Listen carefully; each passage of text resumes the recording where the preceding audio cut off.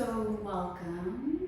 This is the Artist Talk for Chance Bounty, a Found Object show.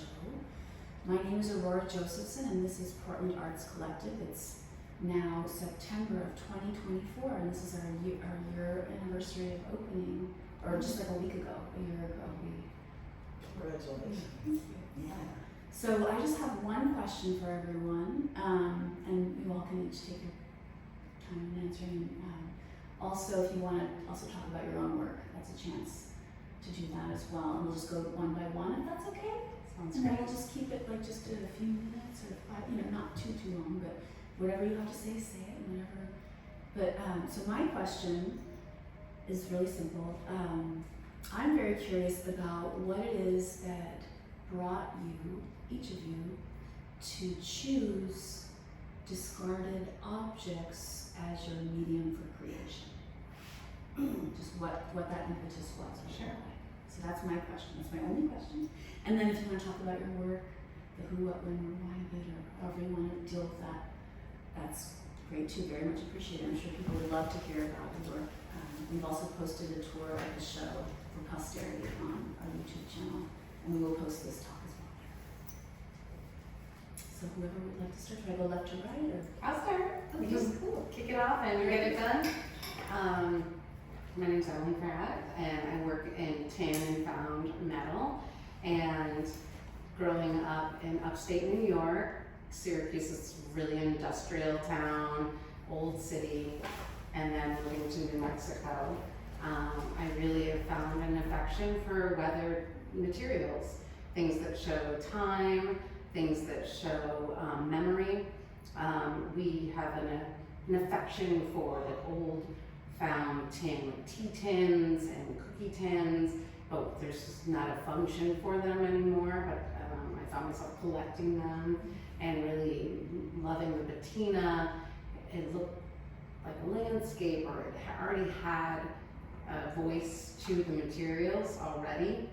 And so using that voice and putting it together more categorically and creating new work with it has always been my drive. I think that finding the pieces is part of the fun, like searching, finding like weird places to find the tin or weathered objects. I think everyone can speak to this.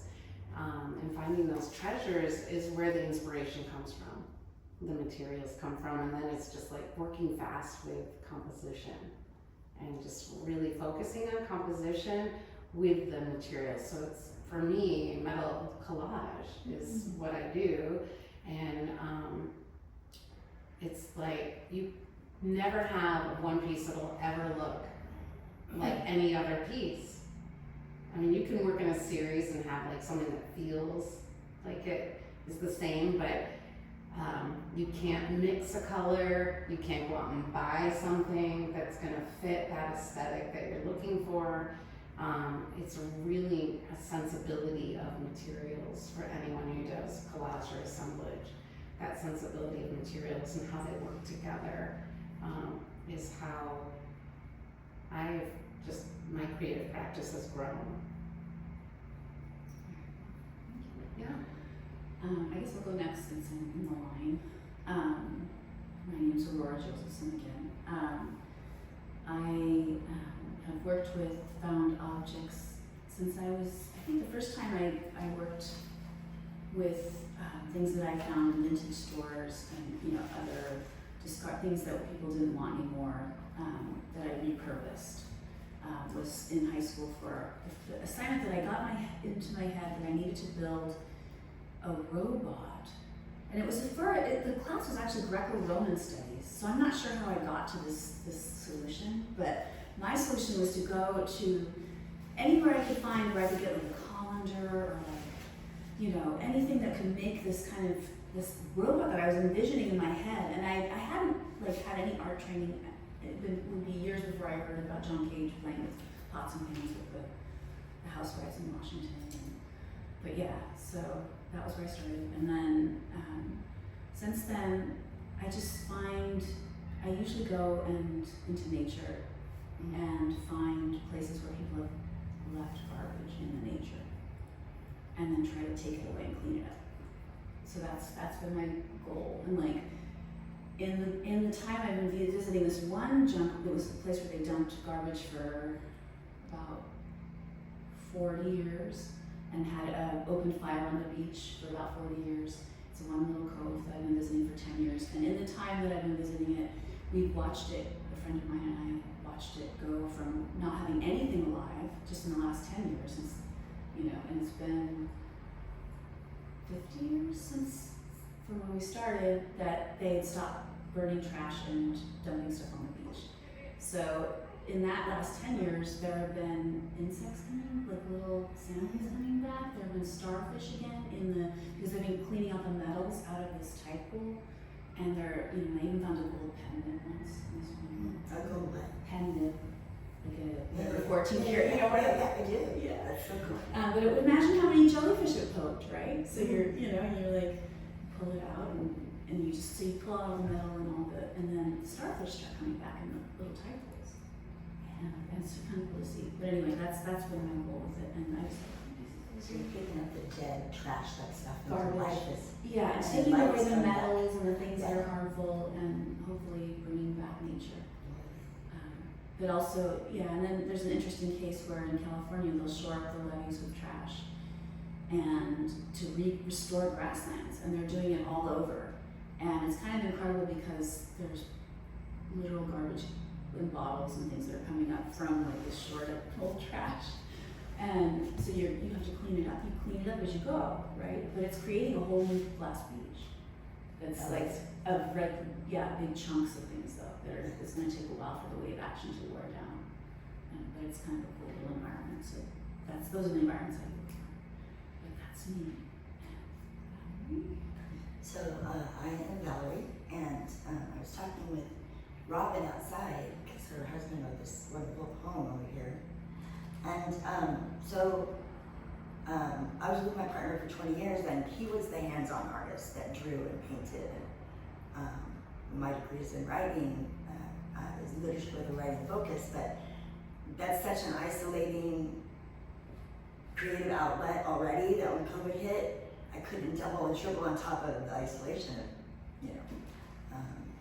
being stuck in my house. So for the first time I started trying to do hands-on art, and I have a very dark sense of humor, and so I've always had like these creepy dolls, and so the first one I created, which is very dark, so excuse me, was called Baby Junkie, and I just thought it was really funny, and so so I first started just working on dolls around my house, and then people started liking them, and so then I just like started either finding them, because people will throw out when they're moving, like the kids sort of gross doll that they don't want anymore, and then I sterilize them all and make them workable and showable. But my whole life, my mom died when I was 10 months old, and when I was 11, my grandma told me, apropos of nothing, that there was a cedar chest in the living room full of things about her, and just sort of unearthing all that information and making a story was really powerful to me. So I tried it, also always, my whole life I picked up sticks and rocks and TV knobs, just things that you can find because I find them beautiful, and I would have them, even as a little girl, just all these like things out of my dresser that I had found. And I will also say, as when I was homeless for 5 years, or actually 8, but 5 in San Francisco. And in all of San Francisco, there are 2 keys that open all the dumpsters in San Francisco. And several times, merchants would forget their keys in the locks. And so I had keys that opened all the dumpsters in San Francisco. And I felt like the queen, and I would wear it around my neck. And my favorite dumpster was Jessica McClintock. Do you remember Gunny Sacks? Yeah. Okay, so Jessica McClintock makes those. And it was her design studio. And there was no garbage in this dumpster. It was all just like bolts of wedding dress lace and appliques and spools of sequins, and I'm getting chills just remembering. And like finding the beauty of that soft, warm, it was great. So I've always just found stuff and dive into a trash pile and find the beauty in it. And so, and what is found in what I'm doing now, the dolls, would be, the ones that are on the kids discard, but I also do, I don't know if you guys saw the two giant, the black and white, like, it was over there during the show, it was a big doll. I make little ones too, pockets. And I just take 2 sticks and tie them into a cross. And I try to keep everything organic within the doll except for the textile, I guess, but I could go with cotton.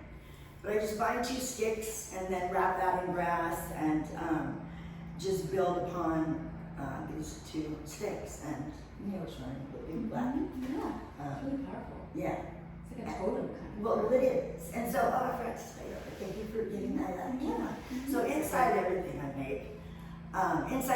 make, I put things to represent fire, air, water, or spirit.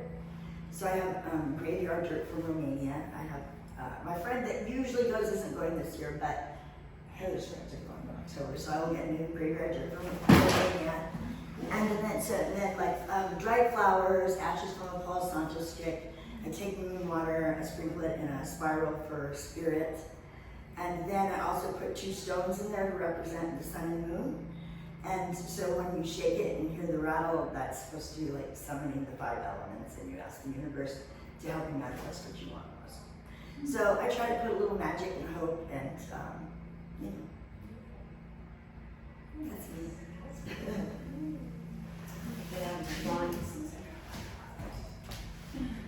I'm Julie Forbes, and I want to thank Aurora for asking me to be the guest curator here. Well, thank you for all your good work. And Thank you, Aurora. our show is called Chance Bounty, a found object show, and it's 7 women working with found objects, which is pretty incredible that we're all in the same space. And kind of by chance, right? You just selected them and it all happened to be women. It wasn't like you were thinking, Yeah, I should know. do that. That's so cool. It is. I make art with reclaimed electronics, and the way I got into it was I moved to New York City, where it was just a total urban chaos. I was making glinting jewelry with broken shelter glass. I was picking up cigarette packs to put in paintings with a lot of people that were addicted to nicotine. And somebody tossed kids' shoes in front of my house, and I made a 3-dimensional canvas, 2 3-dimensional canvases out of those. And then one day, I picked up a broken boombox off the curb and gave it to recycling bin, and I brought it home, cracked it open, and took all the wires and circuits and took it all out and put it on a canvas and painted it, and that became like the first in what I call the electronic viscera series that I do with just electronics. Now, all of that has kind of morphed into sculpture, and I've been making globes and towers and books, and then it morphed again into using other materials like the leather and the wood, trying to really marry the all the discordant textures that make them, talk to each other from different time periods and different places. And I'm kind of excited because I'm planning out a mandala with calculators and keyboards. Awesome. Yeah. How big is the model? Well, I have this metal hoop I got from Pratt for $5. Oh my god. Yeah. Oh my god, it's gonna be huge. Yeah, Amazing. it's great. Bigger than these pieces. Yeah. Oh wow, that's amazing. Can't wait to see that. Yeah. So that's me. Very exciting. Can I ask you, at the time in New York when you first started, like with the boombox and all that, was it a time which I've been as far south as San Diego, as far north as Seattle, so never been there, but I've seen on television, like when it was just such chaos, where it just piles of garbage and crumbled buildings and Yeah. so just all kinds of stuff to work with, I'm sure, everywhere. Well, A little overwhelming, I'd be like, oh my god, there's so much to choose from. what was cool was that Keith Haring was painting on the subway walls at that time. Wow. So everything felt possible, That's some powerful art too, that motion art. This Yeah. figures and stuff. That was wow. So do we want to go with Robyn? That's for Robyn Williams, and I kind of fell into assemblage by accident. My background was in theater, set and lighting design, and scenic art. And but over time, I got away from the creative side and I'm more on the administrative side of the arts, and found myself just craving to get back into doing something, creating more art. But in college, my art minor, I was very much a 2D artist and mostly drawing. So here I am in black and white, very, very flat. And I tried to kind of go back there later in life, but I wasn't the same person I was in college. And so it just wasn't speaking to me. And I stumbled on a book by a man by the name of Michael DeMaine, who's a very well-known assemblage artist all over U.S. and probably North America. And his work really spoke to me. He at the time he was working in things that were very kind of shriny, and I'm very much enamored by Mexican folk art.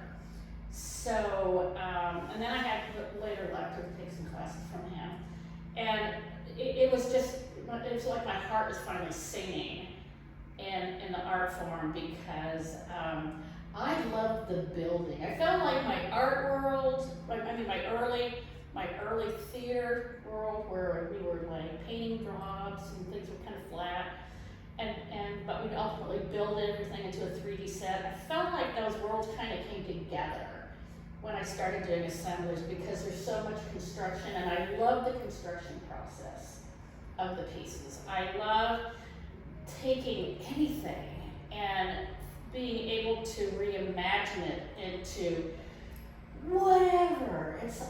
To me, it's so fun, and I like a lot of texture. I like dimension, and so I just had so much fun building all these layers and reimagining all these pieces.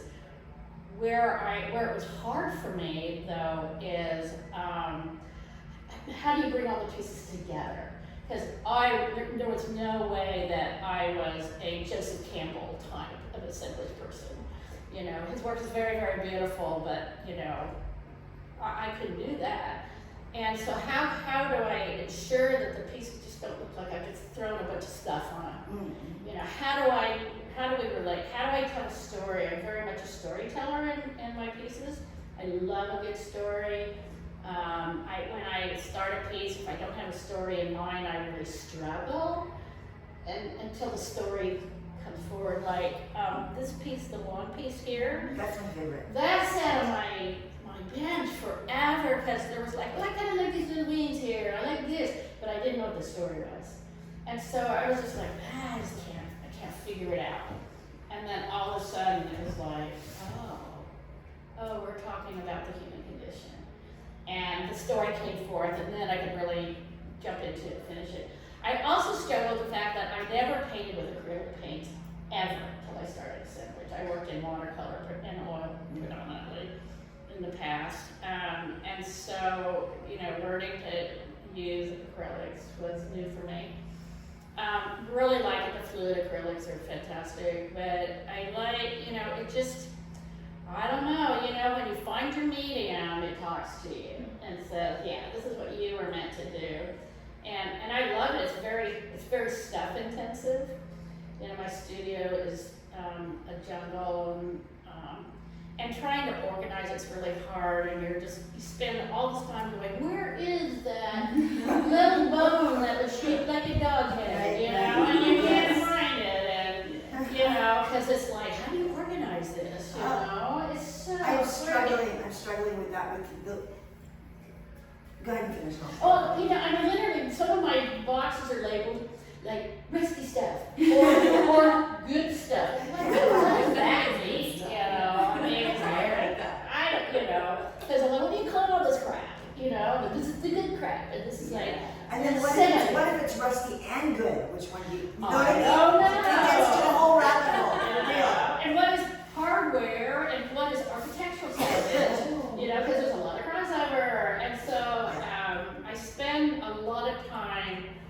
just going through stuff when I'm starting a project and piling up stuff, and then you're trying to sort out what you ultimately will do. But I think that's what's so fun about it. That's I think the best part. I took my dog for a walk earlier this morning, and we came down the sidewalk. I turned around my back because there was this little piece of wood Yeah. that was like this, but it had a little point in it. It looked like a little house. I was like, I better go back and get this Yes. because I might need that to represent a house or something and something. Yes. So I mean, assemblage artists all get this. I mean, you all know that you look at all this stuff and go, oh, what the hell am I gonna do with all of it? But then all of a sudden, something you've not used, and I mean, this piece had a lot of stuff that I hadn't used in a really long time. And all of a sudden it was like, oh, where is that? But I think that's the fun of it. It's like Puzzle. it's like a puzzle, you know, that you're trying to solve. Mm-hmm. And I equate, at least for me, the art process is like this, you know, the stages of death and dying, you know, because there's sort of this denial, anger, acceptance, until you finally were like, at first you're like, this is crap, and, oh, what am I doing? And, I'm a genius. I'm and then all of a sudden you're like, okay, oh, maybe it's not so bad after all. Oh, I think I saved it, you know, and that process is both painful and exhilarating.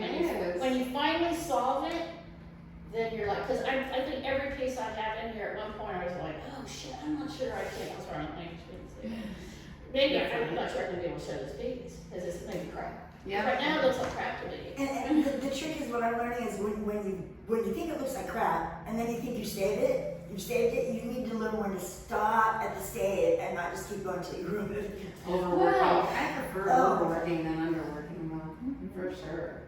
Oh, yeah. Sometimes I'll think of pieces like Great, like the Gretel piece, that I have redone that piece 3 times. And the first time I thought it was all done, I was just like, there's just like this whole section that didn't work, and I couldn't figure it out. And finally, I just pulled a bunch of stuff off. I mean, because you can't be afraid to like deconstruct stuff or paint and obliterate. And so then I was like, okay, I'm closer, but I'm still not there. And so it was the 3rd time before I felt like it was starting to come together. And I just have to, as a side note, tell you that my husband totally disagrees with my interpretation of his poem. Oh, wow. I don't think there's but one.